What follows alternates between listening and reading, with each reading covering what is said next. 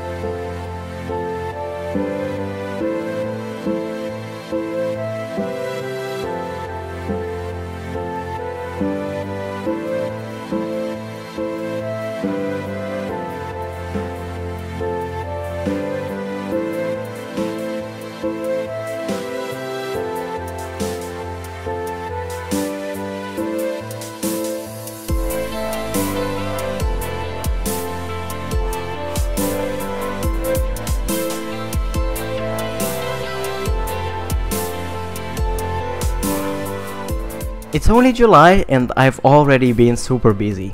A lot has changed since the inception of this theme park actually. I started by constructing some basic rides here in a little pool of water like I said before. It was indeed the perfect area to put a few of these. We have Titanic, which is the magic carpet ride, is doing very well, and actually all the current rides are doing very well. Next to Titanic is Icebreaker, which is a roto drop ride. Then on the other side of the lake is Blizzard, just a simple carousel. The visitors are however very prone to nausea and seem to be fertilizing the walkways at insane rates. I've already hired 3 handymans, but they are still struggling to keep up with the bowel movements of the guests. Then I also built a custom designed wooden roller coaster which I called Cold Expedition. It's mainly above ground, but to reach the station I had to go below ground for a short part of the track. It's actually very challenging to build here because of all the hills, but in the end it turned out to be a very successful roller coaster. Last but not least is my iconic chill spot. I removed the original chairlift ride, which you probably noticed, to make room and money for all the shops. It turned out to be almost the perfect size for a chill spot, lots of sitting space and walking space, so it's looking very good.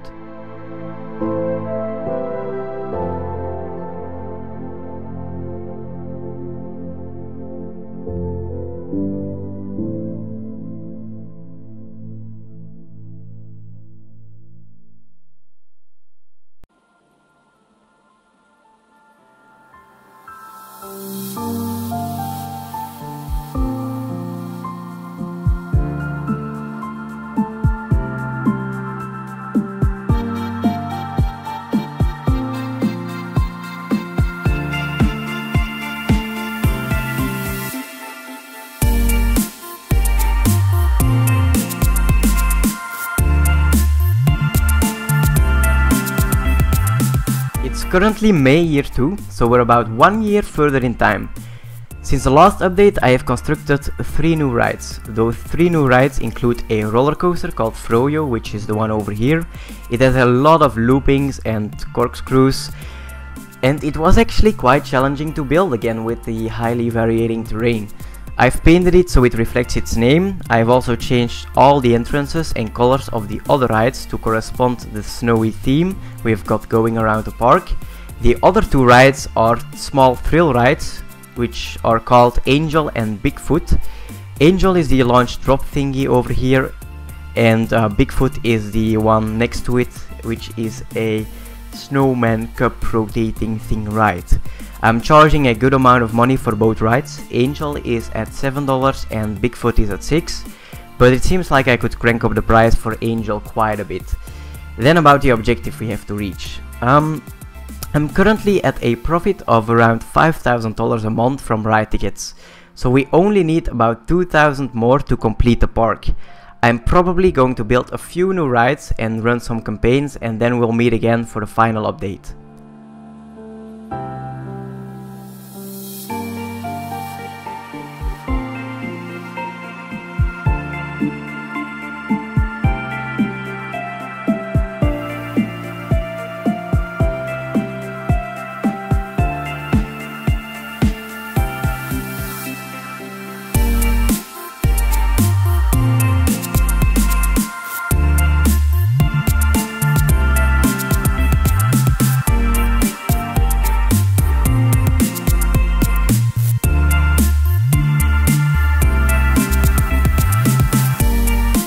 Well, it looks like we're indeed going to reach the goal this month.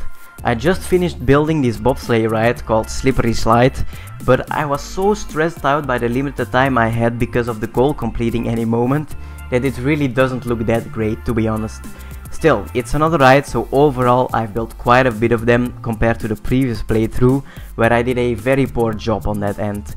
If you look at the statistics, we already had over $6,000 of profit in the last month, and that was before I actually increased the ride tickets of all the roller coasters we have going here. Plus I'm also running a ton of campaigns right now, so that's why the waiting line of Froyo is absolutely mental. Other than that, I found this to be a very fun playthrough, as the hills made it very challenging and the snow theme really got my creative vibe going for both names and theming. We should actually be reaching the objective. Yep, there we go. We completed the objective once again, and it's only August year 2, so that's actually pretty fast. But there we go, another one that we can check off the list. I hope you guys enjoyed this video, and I will see you next week in another Rollercoaster Tycoon video.